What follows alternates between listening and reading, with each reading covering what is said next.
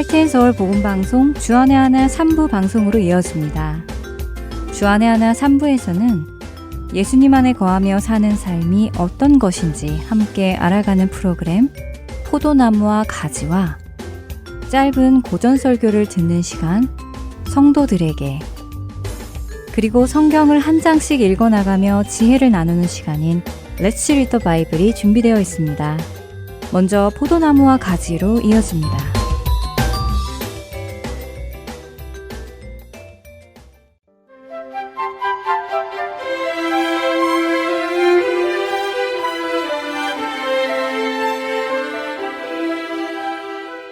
애청자 여러분 안녕하세요. 예수님 안에 거하며 사는 삶을 나누는 시간 포도나무와 가지, 진행의 민경은입니다.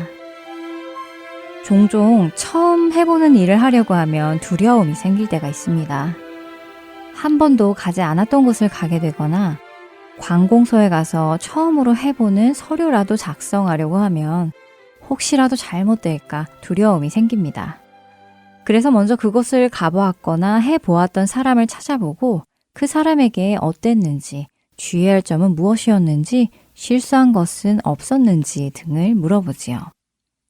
그래서 요즘 사람들은 리뷰를 많이 쓰고 또 읽고 합니다. 처음 가보는 가게이기에 갈만한지 갈만하지 않은지 갈등이 될 때 먼저 경험해본 사람들의 리뷰를 읽어보며 정보를 얻습니다. 그리고는 갈지 말지를 결정하기도 하지요. 그 물건을 살지 말지, 그 식당에서 음식을 먹을지 말지, 그 미용실에서 머리를 할지 말지 사람들은 결정을 위해 정보를 수집합니다. 사실 그렇게 정보를 수집한 후에 가보면 분명 처음 가는 곳이고 또 처음 접하는 것이면서도 어느 정도 예상을 하게 되고 또 이미 리뷰를 통해 어느 정도 알고 있기에 크게 당황하는 경우는 별로 없습니다. 그래서 요즘 사람들은 리뷰에서 많은 도움을 얻기도 하지요. 하지만 리뷰가 항상 옳지는 않는 것 같습니다. 같은 업소라도 경험한 사람에 따라 별을 5개 주는 사람도 있는가 하면 별을 하나만 주는 사람도 있지요. 분명 같은 업소인데도 불구하고 어떤 사람은 너무 좋았다, 꼭 다시 가고 싶다 라고 칭찬을 하는가 하면 어떤 사람들은 너무 형편없어서 돈이 아깝다, 다시는 가지 않겠다 라고 평을 하기도 합니다. 이럴 때는 도대체 누구의 말을 믿어야 할지 판단이 잘 서지 않는데요. 그럴 때는 어떻게 해야 할까요? 그럴 때는 어떤 리뷰가 더 많은지를 또 보아야 하고 리뷰를 쓴 사람이 믿을 만한 사람인지 아니면 그 업소의 주인이나 가족 혹은 친구는 아닌지 이런저런 요소들을 또 살펴보아야 하겠지요. 어쨌든 처음 해보려는 그 어떤 것을 위해 우리는 믿을 만한 정보를 얻기 위해 노력합니다. 실패하고 싶지 않기 때문이지요. 성경을 읽다 보면 하나님께서 하나님의 백성들에게 앞으로 있을 일에 대해 말씀해 주시는 것을 자주 봅니다. 사실 성경의 시작인 에덴 동산에서부터 하나님께서는 앞으로의 일에 대해 말씀해 주시지요. 선악을 알게 하는 나무의 열매를 먹으면 반드시 죽는다 하고 하신 말씀 자체도 사실은 앞으로 있을 일에 대한 말씀입니다. 그럼에도 불구하고 선악을 알게 하는 나무의 열매를 따먹은 아담과 하와에게 하나님은 앞으로 일어날 일들을 또 말씀해 주시지요. 여자의 후손과 뱀의 후손이 원수가 될 것이며 여자의 후손은 뱀의 머리를 상하게 할 것이고 뱀은 여자의 후손의 발꿈치를 상하게 할 것을 말씀해 주기도 하셨고 아담에게는 평생 수고하여야 그 소산을 먹을 것이며 땅이 가시덤불과 엉겅퀴를 낼 것을 말씀하셨습니다. 아담과 하와의 아들 가인에게 하나님은 죄가 문에 엎드려서 너를 원하지만 너는 죄를 다스려야 한다고 말씀하셨지요. 하나님은 노아와 노아의 아버지와 할아버지에게 땅을 심판하실 것을 미리 말씀하셨고 아브라함에게도 그의 자손이 하늘의 별과 같이 땅의 모래같이 많을 것과 그의 자손을 통해 천하 만민이 복을 받을 것도 말씀하셨습니다. 이처럼 하나님께서는 미리미리 하나님의 백성들에게 앞으로의 일을 말씀해 주십니다. 그런데 왜 하나님은 앞으로의 일들을 미리 말씀해 주실까요? 그것은 우리가 아무것도 모르고 있는 상태에서 그 상황을 만나는 것보다 그런 상황을 이미 알고 만날 때에 준비할 수 있고 더 나아가 그 모든 상황을 알고 계시는 하나님을 믿고 신뢰할 수 있게 하시기 위함이 아닐까요? 찬양 한 곡 들으신 후에 계속해서 말씀 나누겠습니다.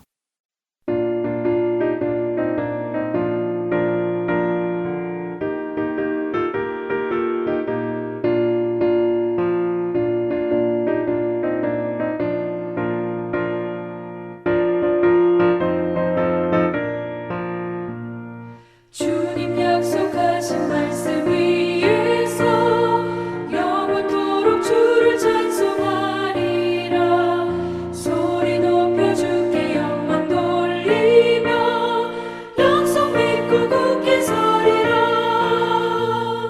굳게 서리 영원하신 말씀 위에 굳게 서리. 말씀 위에 그 말씀 위에 굳게 서리라. 주님 약속하신 말씀 위에서 세상 염려 내게 엄습할 때에 용감하게 힘써 싸워 이기며 약속 믿고 굳게 서리라. 굳게 서리 영원하신 말씀 위에 굳게 서리. 말씀 위에 서리 그 말씀 위에 굳게 서리라.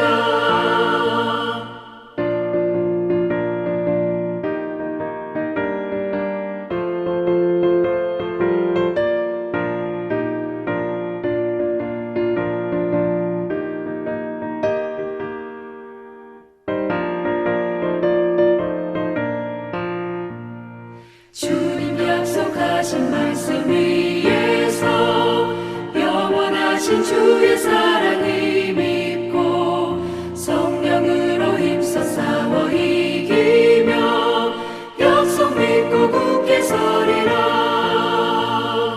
굳게 서리 영원하신 말씀 위에 굳게 서리. 말씀 위에 서리 그 말씀 위에 굳게 서리라. 주님 약속하신 말씀 위에서 성령 인도하는 대로 해가며 주님 품에 항상 안식 얻으며 약속 믿고 굳게 서리라. 약속 믿고 굳게 서리 영원하신 말씀 위에 굳게 서리. 말씀 위에 굳게 서 그 말씀 위에 굳게 서리라. 우리가 한낱 인터넷에 올라온 수많은 리뷰들을 읽으면서 어떤 일을 하기로 결정할 때 영향을 받는다면 모든 것을 아시는 하나님의 말씀을 읽는다면 더 확실한 결정을 할 수 있도록 도움을 받지 않을까요? 애굽에 종살이하던 이스라엘 백성을 이끌고 하나님께서 약속하신 젖과 꿀이 흐르는 땅으로 인도하는 모세는 가나안 땅을 정탐할 정탐꾼을 이스라엘 각 지파에서 한 사람씩 뽑습니다. 모세는 그들을 보내면서 민수기 13장 18절에서 20절에 이렇게 말합니다. 그 땅이 어떠한지 정탐하라. 곧 그 땅 거민이 강한지 약한지 많은지 적은지와 그들이 사는 땅이 좋은지 나쁜지와 사는 성읍이 진영인지 산성인지와 토지가 비옥한지 메마른지 나무가 있는지 없는지를 탐지하라. 담대하라. 또 그 땅의 실과를 가져오라 하니 그때는 포도가 처음 익을 즈음이었더라. 사실 정탐하라는 말의 의미는 드러나지 않는 사정을 몰래 살펴 알아내는 것입니다. 그 일이 어떠한지 판단하는 것이 아니라 그 상황을 그저 알아만 오는 것이 정탐이지요. 하지만 정탐을 하고 돌아온 정탐꾼들의 대부분은 자신들이 보고 온 사정을 설명하는 것에 덧붙여 자신들의 판단까지 말을 합니다. 그들은 민수기 13장 27절과 29절에 이렇게 보고합니다. 당신이 우리를 보낸 땅에 간즉 과연 그 땅에 젖과 꿀이 흐르는데 이것은 그 땅의 과일이니이다. 그러나 그 땅 거주민은 강하고 성읍은 견고하고 심이 클 뿐 아니라 거기서 아낙 자손을 보았으며 아말렉인은 남방 땅에 거주하고 헷인과 여부스인과 아모리인은 산지에 거주하고 가나안인은 해변과 요단가에 거주하더이다. 그러나 여기에 그치지 않고 그들은 31절에 그들은 우리보다 강하니 우리가 능히 그 백성을 치지 못할 것이라고 자신들의 판단을 이야기하지요. 저는 이 장면을 보며 아쉬운 마음이 들었습니다. 왜냐하면 저들은 사실 아무 정보도 없이 가나안 땅에 들어간 것이 아니기 때문이지요. 하나님께서는 그들이 애굽을 나오기 이전부터 이미 말씀하셨습니다.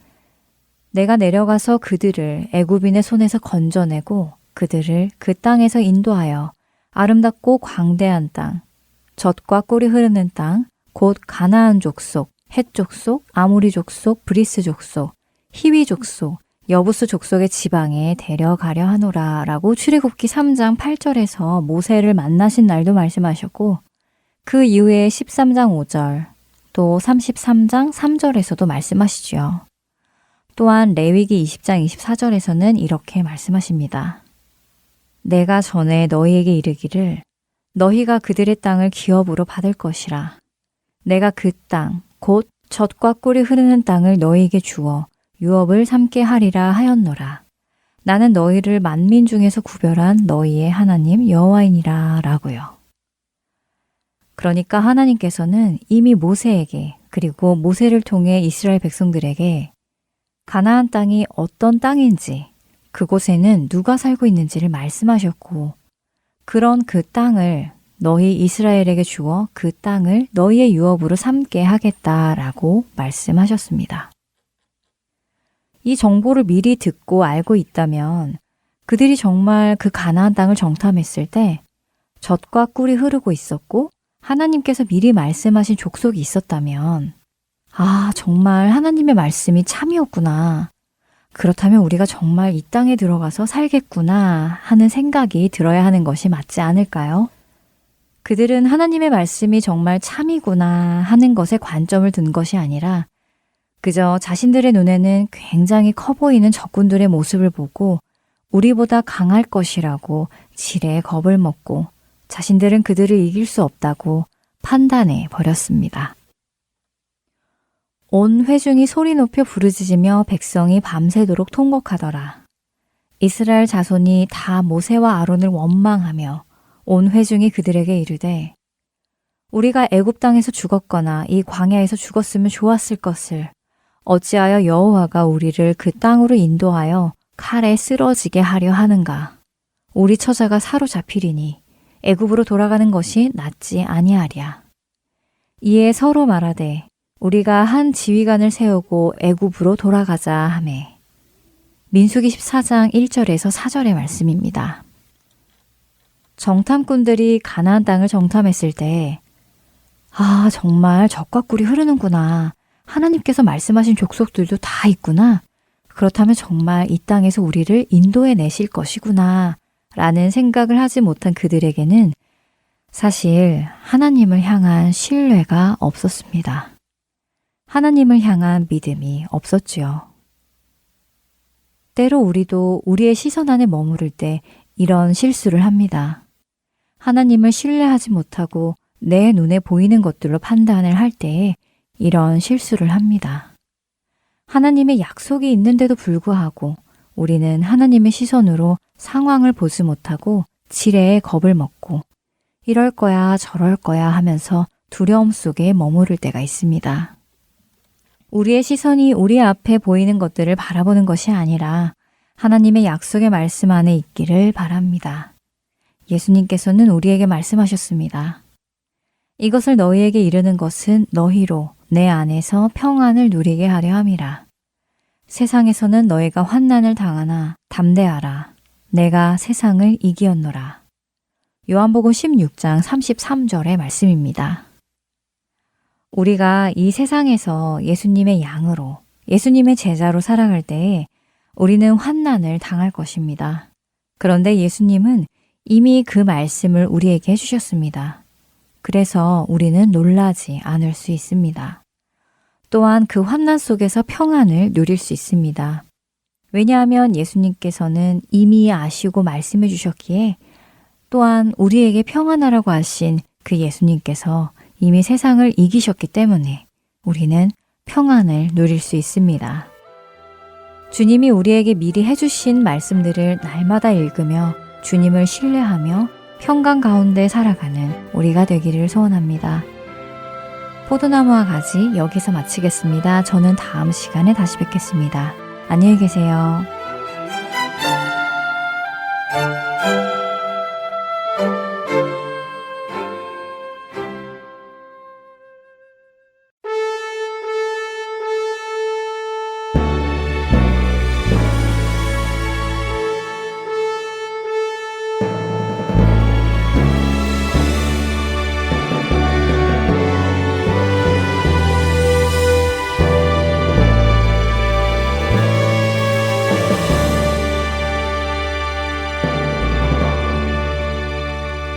내 평생에 가는 길 순탄하여 늘 잔잔한 강 같든지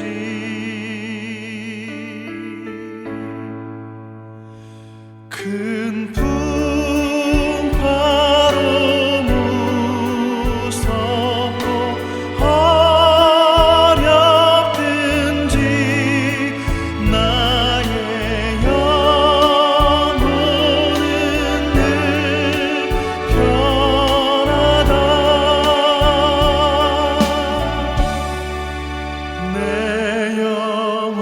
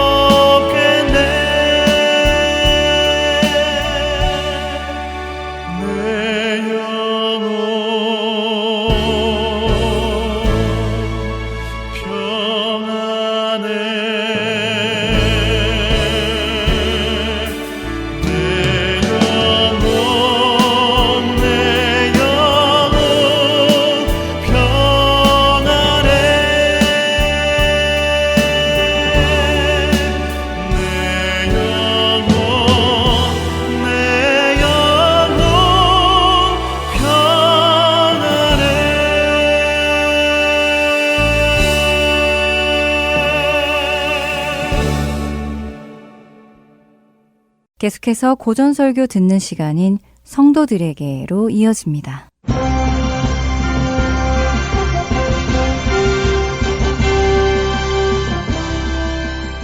여러분 안녕하세요. 성도들에게 진행의 권혁준입니다. 성도들에게 이 프로그램은 지난 시대의 외국 설교자들의 설교를 여러분께 읽어드리는 시간입니다. 오늘은 1898년에 태어나 1963년에 소천한 영국의 변증가이자 작가인 C.S. 루이스의 순전한 기독교 중 일부를 읽어드립니다. 앞서 저는 기독교 덕목 가운데 가장 인기 없는 것이 순결이라고 했습니다. 그런데 제 말이 틀렸는지 모르겠군요.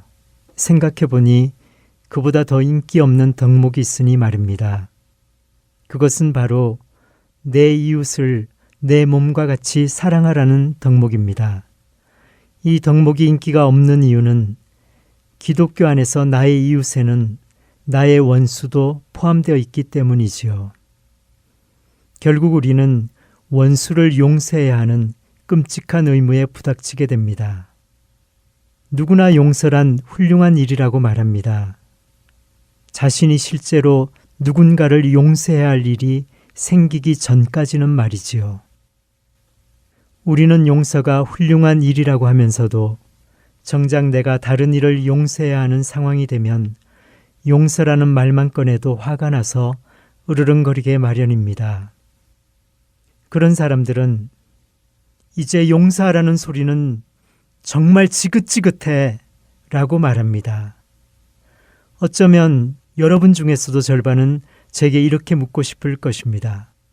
당신이 폴란드인이나 유대인이라면 과연 나치를 용서해주고 싶은 마음이 들겠소? 라고요. 한국인들은 저에게 이렇게 물어보겠지요. 당신이 한국인이라면 이토 히로부미를 용서할 수 있겠소? 라고요. 저도 솔직히 그런 마음이 들지 안 들지 궁금합니다. 정말이지 알고 싶습니다. 고문을 당해 죽게 되더라도 목숨 때문에 신앙을 부인해서는 안 된다는 말을 들을 때마다 내가 그런 상황을 만나면 믿음을 부인할지 혹은 않을지를 정말로 알고 싶은 것처럼 말입니다. 그러나 제가 여러분께 드리는 말은 제가 할 수 있는 일이 무엇인가를 말하는 것이 아니라 기독교가 무엇이라고 말하는지를 말씀드리는 것입니다. 저는 지금 지어낸 이야기를 하고 있는 것이 아닙니다. 기독교의 한복판에는 우리가 우리에게 죄 지은 자를 사하여 준 것 같이 우리 죄를 사하여 주옵시고 라는 말씀이 분명히 있습니다. 이 말씀은 다른 방법으로 용서받을 수 있다고 생각할 여지를 조금도 주지 않습니다. 용서하지 않으면 용서받지 못한다는 것은 아주 명백한 사실입니다. 다른 길은 없습니다. 그러니 어떻게 해야 하겠습니까? 어찌되었든 용서는 아주 어려운 일이지만 이 일을 좀 더 수월하게 만들 방법을 생각해 보려 합니다. 우리는 내 이웃을 내 몸과 같이 사랑하라는 말이 정확히 무슨 뜻인지 이해하기 위해 노력할 수 있습니다. 나는 나 자신을 사랑하듯이 내 이웃을 사랑해야 합니다. 이것을 잠시 생각해 보지요. 사실 원수를 용서하라는 말씀을 실제로는 악하기 짝이 없는 인간들을 마치 그렇지 않은 것처럼 여기라는 말로 오해하는 사람들이 꽤 많습니다. 그러나 그런 말씀이 아닙니다.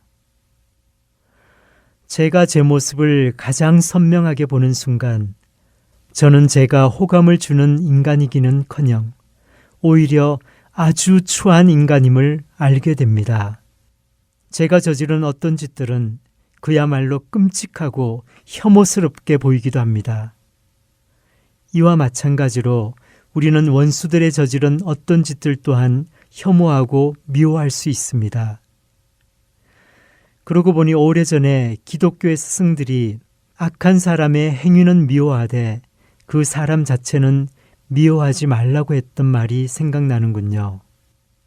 그들이 늘 말했듯이 죄는 미워하되 죄인은 미워하지 말라는 것입니다.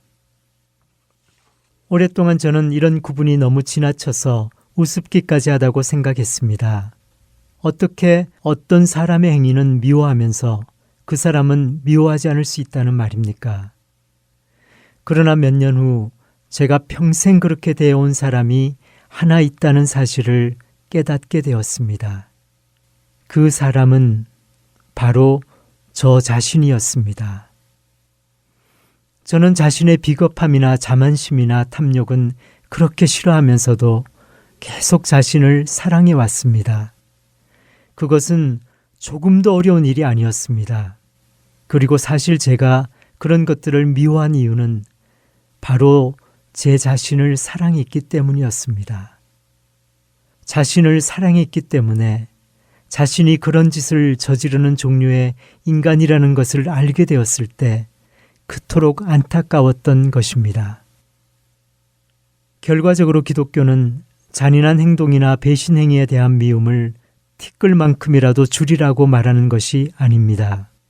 우리는 마땅히 그런 일을 미워해야 하며 그런 일에 대해 나쁘다고 했던 말을 단 한마디도 철회할 필요가 없습니다.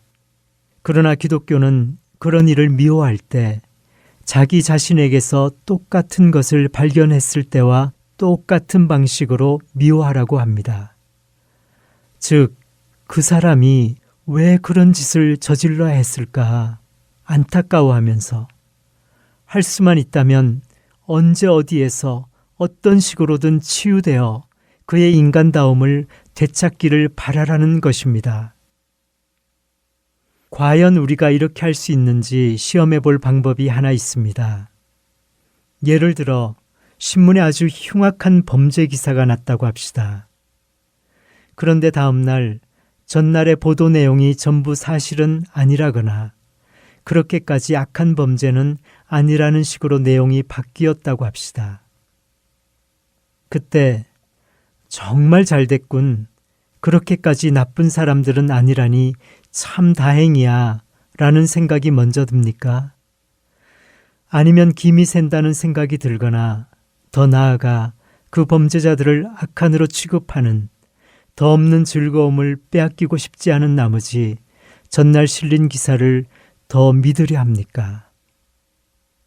만약 두 번째 경우라면 종국에는 마귀가 되는 길에 첫걸음을 내디딘 것이라고 감히 말할 수 있습니다. 여러분도 아시겠지만 이것은 검은 것이 좀 더 검기를 바라는 마음입니다. 이런 마음이 우리를 지배하게 되면 나중에는 회색도 검게 보고 싶어 할 뿐 아니라 급기야는 흰색까지 검게 보고 싶어 하게 됩니다. 그래서 결국에는 하나님, 친구들, 그리고 우리 자신을 포함한 모든 것을 어떻게든지 악하게 보려고 고집하게 될 것이며 그 나쁜 습관을 영영 그만두지 못하게 될 것입니다. 순전한 증오의 세계에 영원히 갇혀버리는 것이지요. 이제 한 걸음 더 나아가 봅시다. 그렇다면 원수를 사랑하는 것은 그의 잘못을 벌하지 말라는 뜻입니까? 아닙니다. 왜냐하면 자신을 사랑한다는 것은 어떤 벌도 받아들이지 않는다는 뜻이 아니기 때문입니다. 우리는 죽음까지도 받아들일 수 있어야 합니다. 살인을 저질렀을 때 기독교적으로 옳은 행동은 경찰의 자수에서 사형을 받는 것입니다. 그러므로 그리스도인 판사가 사형을 구형하거나 그리스도인 병사가 적을 죽이는 것은 전적으로 옳은 일이라는 것이 제 의견입니다.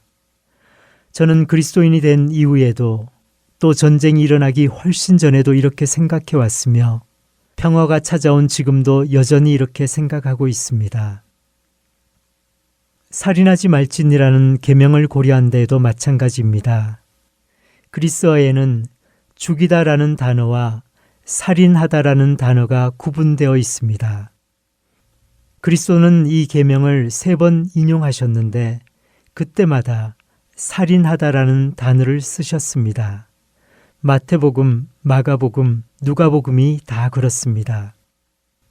제가 듣기로는 히브리어 단어도 이와 똑같이 구분된다고 합니다.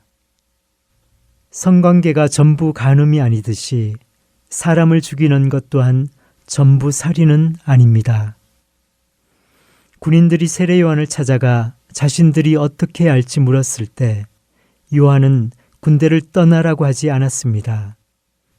그리스도께서 로마의 백부장을 만나셨을 때도 마찬가지였습니다.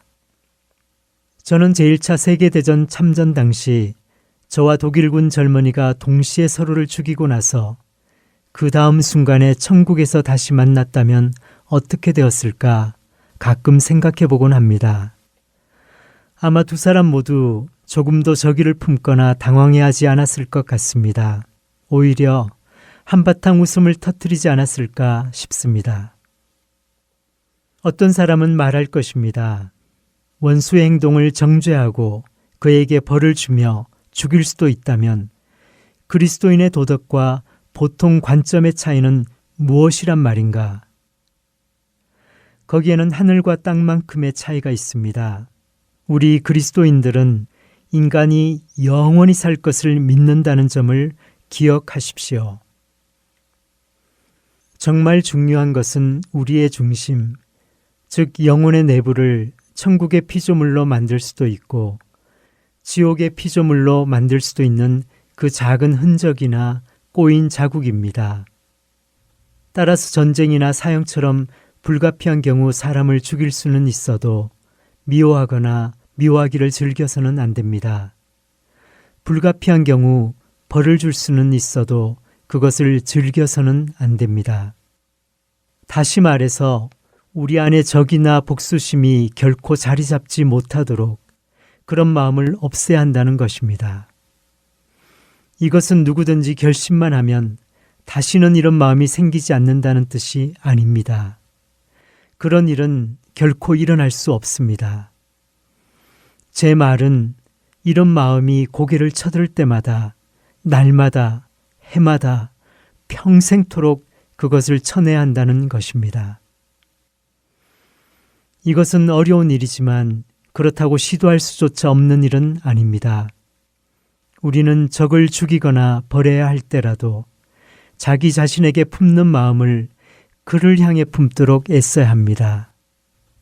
다시 말해 그가 나쁜 사람이 아니기를 바라며 이 세상에서든 다른 세상에서든 이것이 원수를 사랑하라는 성경 말씀에 담긴 뜻입니다. 즉 원수를 사랑하라는 것은 그에게 호감을 가지라거나 그가 근사한 사람이 아닌데도 근사한 사람이라고 말하라는 것이 아니라 그가 잘 되기를 바라라는 것입니다. 이 말씀에 전혀 사랑할 만한 부분이 없는 사람들도 사랑하라는 뜻이 담겨 있다는 점은 저도 인정합니다. 그러나 여러분 자신에게는 사랑할 만한 부분이 있어서 사랑합니까? 여러분이 자신을 사랑하는 것은 단지 그 대상이 여러분 자신이기 때문입니다. 하나님의 뜻은 우리가 모든 자아들을 이와 똑같은 이유로 또한 이와 똑같은 방식으로 사랑하는 것입니다. 하나님은 이 일이 어떻게 이루어지는지 보여주시기 위해 우리 자신의 경우를 통해 쉽게 본보기를 얻게 하셨습니다. 그러니까 우리는 이 법칙을 다른 모든 자아들에게도 계속해서 적용해야 합니다. 하나님도 우리를 그렇게 사랑하신다는 점을 생각하면 아마 적용이 더 쉬워질 것입니다. 하나님은 우리가 가졌다고 생각하는 근사하고 매력적인 자질들 때문에 우리를 사랑하시는 것이 아니라 다만 우리가 그의 백성이기에 사랑하시는 것입니다.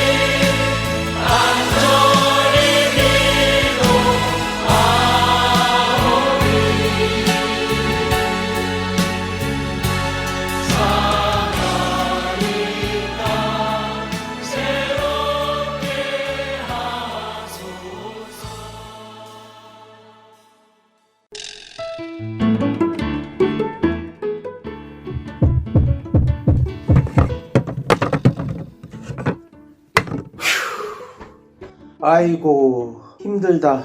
여보, 정말 수고 많았어요. 그게 마지막 짐이죠? 이제야 이사가 끝났네. 당신은 이제부터 정리해야 되니 한동안 힘들겠네요. 괜찮아요. 천천히 짐 풀면서 정리하면 돼요. 정말 수고했어요. 아참, 하트앤서울 복음방송에 새집 주소 알려줬어요? 짐은 천천히 풀어도 되지만 집 주소 바뀐 것은 빨리 알려줘야 CD가 배달이 오죠. 어머, 이사하느라 정신이 없어서 깜빡했네요. 지금 당장 전화해서 알려드려야겠어요. 602-866-8999. 주소나 전화가 변경되었을 때 저희에게 알려주시면 큰 도움이 됩니다. 불필요한 CD 반송과 귀한 후원금도 낭비하지 않게 됩니다. 바쁘시더라도 꼭 연락주세요. 연락주실 전화번호는 602-866-8999입니다. 이메일이나 카톡으로 연락주셔도 됩니다.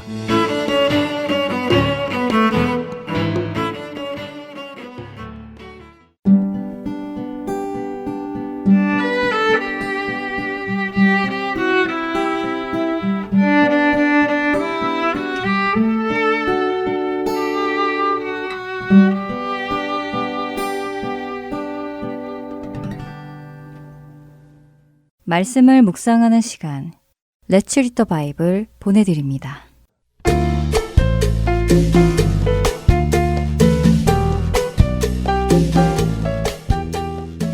애청자 여러분 안녕하세요. Let's Read the Bible 진행의 유민입니다. 세상 사람들에게 죽은 사람이 다시 살아난다 하는 부활의 이야기는 참 믿기 어려운 것 같습니다. 왜냐하면 세상의 모든 사람들은 죽어왔고 죽어가고 있고 또 죽어갈 것이기에 그렇습니다. 어느 누구도 죽었다가 다시 살아나서 다시 죽지 않은 사람이 없기 때문입니다. 종종 해외 토픽 같은 뉴스에 누가 죽었다가 다시 살아났다 하는 소식이 전해지기는 했지만 그렇다고 해서 그 사람이 다시 죽지 않는다는 말은 아니기 때문이지요. 그런데 성경은 성도들이 부활의 몸을 입고 다시 살아날 것이며 다시 죽지 않는다고 말씀하십니다. 영원히 죽지 않는다고 하시지요. 그러니 세상 사람들이 믿을 수가 없는 것입니다. 그런 증거를 본 적이 없으니까요. 그런데 그리스도인들은 그것을 믿습니다. 왜요? 우리는 예수 그리스도께서 죽으셨다가 다시 부활의 몸을 입고 살아나셨으며 이제는 하나님 나라에 승천하셔서 계심을 들어서 알고 있기 때문이지요. 비록 우리가 보지는 못했지만 우리는 들음으로 믿음이 생겨났습니다. 사실 고린도 교회 성도들 중에도 부활이 없다고 생각한 사람들이 있었던 것 같습니다. 물론 부활이 불가능하다고 느껴져서 그렇기도 했지만 당시 헬라인들의 가치관으로는 육신은 부정한 것, 악한 것이라는 생각이 작용했습니다. 그렇기에 어떻게 부정한 육신을 다시 입을 수 있느냐 하는 생각도 있었지요. 그런 자들을 향해 사도 바울은 오늘 읽을 고린도전서 15장에서 부활에 관한 성경적인 근거들을 이야기해 줍니다. 첫째로는 예수님이 실제로 죽으셨고 다시 부활의 몸을 입고 나타나셔서는 제자들은 물론 예수님의 형제들, 또한 500여 명의 증인들 앞에 그리고 바울 자신 앞에도 나타나셨음을 증언하지요. 부활하신 예수님을 실제로 만났고 만져보았고 함께 식사를 한 증인들이 있다는 것입니다. 그리고 더 중요한 것은 만일 부활이 없으면 기독교 자체가 아무런 소용없는 것이 된다는 것입니다. 죽은 자가 살아나지 않고 그렇게 죽은 채로 있는다면 무엇을 위해 이 땅에서 죄와 싸우며 하나님의 말씀에 순종하며 살아가겠습니까? 죽은 후에 아무것도 없다면 무엇 때문에 거룩함을 지키려 애쓰고 살아가겠습니까? 어차피 죽은 후에 심판도 없고 부활도 없다면 지금 주어진 이 세상을 단 한순간이라도 아쉽지 않게 즐기며 살아가야 하지 않겠습니까? 사실 세상에 속한 사람들, 하나님이 계심도 심판도 부활도 믿지 않는 사람들은 바로 그런 이유로 이 세상을 즐기며 살아갑니다. 그러나 우리들은 성경의 말씀이 사실임을 믿습니다. 모든 사람이 죽는 이유는 자신의 죄의 삭 때문이고 예수 그리스도께서 내 죄의 삭을 대신 십자가에서 치르셨기에 우리는 부활의 몸을 입고 다시 살아나 영원한 생명을 누릴 것이라는 그 약속의 말씀을 믿습니다. 여러분은 어떠신가요? 부활이 있음을 확신하시나요? 그것을 확신하지 못한다면 우리의 믿음 생활은 불필요한 생활이 될 것입니다. 오늘 함께 읽을 고린도전서 15장을 읽어나가며 부활에 대한 확신이 생기는 은혜가 우리 안에 있게 되기를 소망합니다. Let's read the Bible 고린도전서 15장 1절에서 58절까지의 말씀을 읽겠습니다. 형제들아, 내가 너희에게 전한 복음을 너희에게 알게 하노니 이는 너희가 받은 것이요 또 그 가운데 선 것이라. 너희가 만일 내가 전한 그 말을 굳게 지키고 헛되이 믿지 아니하였으면 그로 말미암아 구원을 받으리라. 내가 받은 것을 먼저 너희에게 전하였노니 이는 성경대로 그리스도께서 우리 죄를 위하여 죽으시고 장사 지낸 바 되셨다가 성경대로 사흘 만에 다시 살아나사 게바에게 보이시고 후에 12 제자에게와 그 후에 500여 형제에게 일시에 보이셨나니 그 중에 지금까지 대다수는 살아있고 어떤 사람은 잠들었으며 그 후에 야고보에게 보이셨으며 그 후에 모든 사도에게와 맨 나중에 만삭되지 못하여 난 자 같은 내게도 보이셨느니라. 나는 사도 중에 가장 작은 자라. 나는 하나님의 교회를 박해하였으므로 사도라 칭함받기를 감당하지 못할 자니라. 그러나 내가 나 된 것은 하나님의 은혜로 된 것이니 내게 주신 그의 은혜가 헛되지 아니하여 내가 모든 사도보다 더 많이 수고하였으나 내가 한 것이 아니요 오직 나와 함께 하신 하나님의 은혜로라. 그러므로 나나 그들이나 이같이 전파하매 너희도 이같이 믿었느니라. 그리스도께서 죽은 자 가운데서 다시 살아나셨다 전파되었거늘 너희 중에서 어떤 사람들은 어찌하여 죽은 자 가운데서 부활이 없다 하느냐. 만일 죽은 자의 부활이 없으면 그리스도도 다시 살아나지 못하셨으리라. 그리스도께서 만일 다시 살아나지 못하셨으면 우리가 전파하는 것도 헛것이요 또 너희 믿음도 헛것이며 또 우리가 하나님의 거짓 증인으로 발견되리니 우리가 하나님이 그리스도를 다시 살리셨다고 증언하였음이라. 만일 죽은 자가 다시 살아나는 일이 없으면 하나님이 그리스도를 다시 살리지 아니하셨으리라. 만일 죽은 자가 다시 살아나는 일이 없으면 그리스도도 다시 살아나신 일이 없었을 터이요. 그리스도께서 다시 살아나신 일이 없으면 너희의 믿음도 헛되고 너희가 여전히 죄 가운데 있을 것이요. 또한 그리스도 안에서 잠자는 자도 망하였으리니 만일 그리스도 안에서 우리가 바라는 것이 다만 이 세상의 삶뿐이면 모든 사람 가운데 우리가 더욱 불쌍한 자이리라. 그러나 이제 그리스도께서 죽은 자 가운데서 다시 살아나사 잠자는 자들의 첫 열매가 되셨도다. 사망이 한 사람으로 말미암았으니 죽은 자의 부활도 한 사람으로 말미암는도다. 아담 안에서 모든 사람이 죽은 것 같이 그리스도 안에서 모든 사람이 삶을 얻으리라. 그러나 각각 자기 차례대로 되리니 먼저는 첫 열매인 그리스도요 다음에는 그가 강림하실 때에 그리스도에게 속한 자요 그 후에는 마지막이니 그가 모든 통치와 모든 권세와 능력을 멸하시고 나라를 아버지 하나님께 바칠 때라. 그가 모든 원수를 그 발 아래에 둘 때까지 반드시 왕 노릇 하시리니 맨 나중에 멸망받을 원수는 사망이니라. 만물을 그의 발 아래에 두셨다 하셨으니 만물을 아래에 둔다 말씀하실 때에 만물을 그의 아래에 두신 이가 그 중에 들지 아니한 것이 분명하도다. 만물을 그에게 복종하게 하실 때에는 아들 자신도 그때의 만물을 자기에게 복종하게 하신 이에게 복종하게 되리니 이는 하나님이 만유의 주로서 만유 안에 계시려 하심이라. 만일 죽은 자들이 도무지 다시 살아나지 못하면 죽은 자들을 위하여 세례를 받는 자들이 무엇을 하겠느냐? 어찌하여 그들을 위하여 세례를 받느냐? 또 어찌하여 우리가 언제나 위험을 무릅쓰리요? 형제들아, 내가 그리스도 예수 우리 주 안에서 가진 바 너희에 대한 나의 자랑을 두고 단언하노니 나는 날마다 죽노라. 내가 사람의 방법으로 에베소에서 맹수와 더불어 싸웠다면 내게 무슨 유익이 있으리요?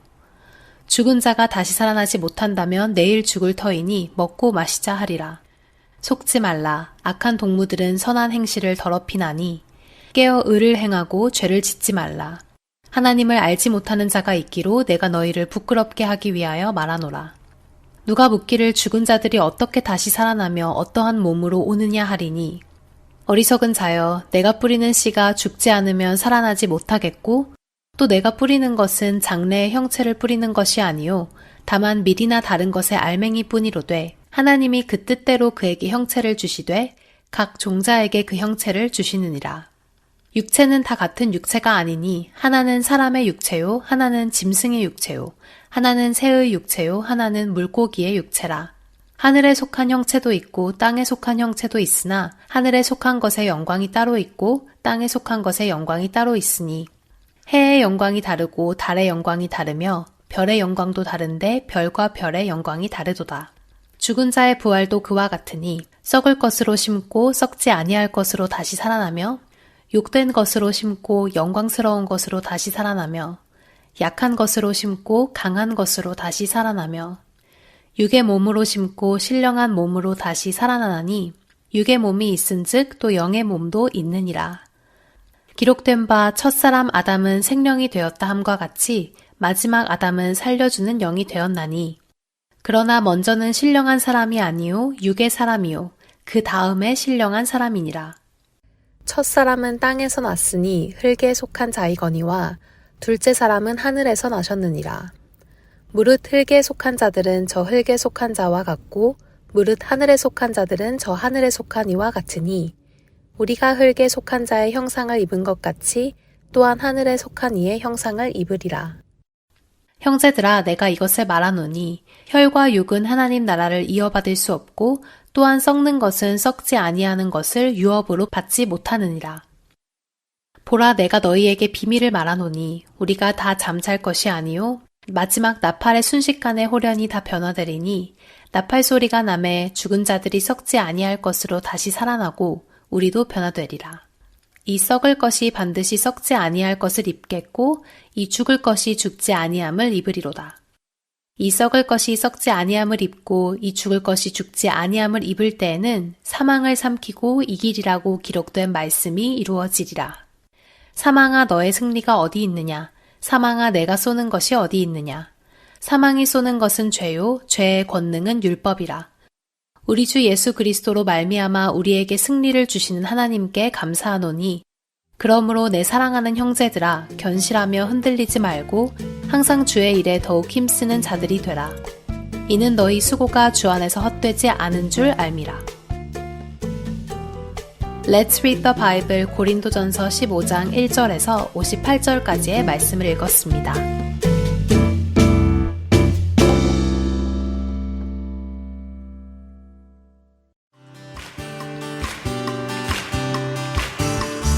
예수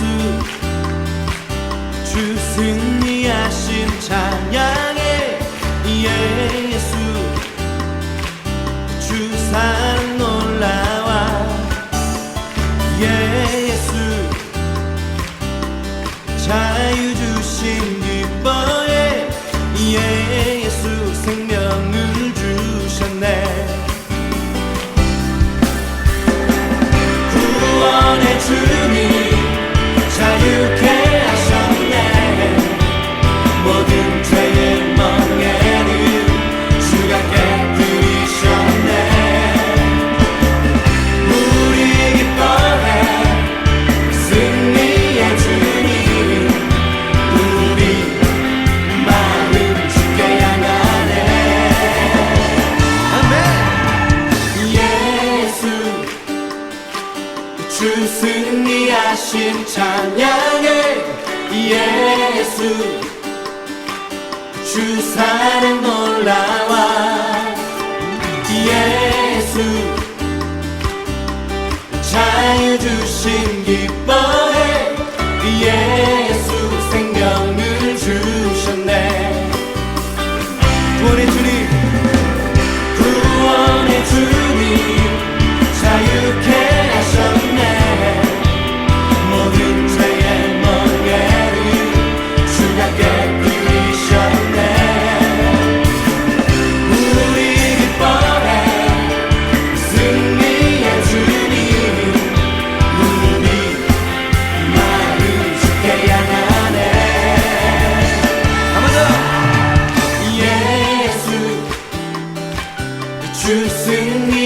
승리하신 찬양해 예수 주 사랑 놀라와 예수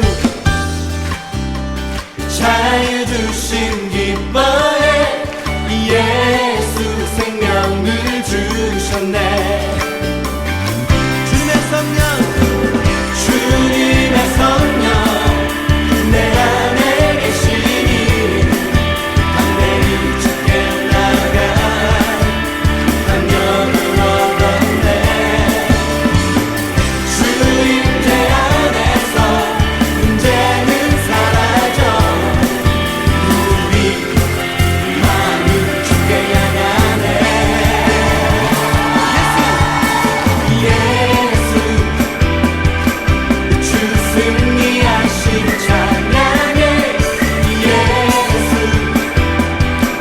주 사랑 놀라워 예수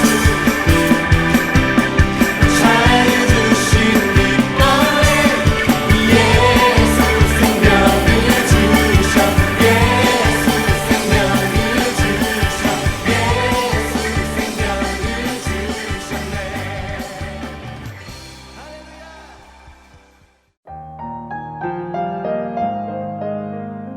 주안의 하나 3부 순서는 여기까지입니다. 주안의 하나 4부로 이어집니다.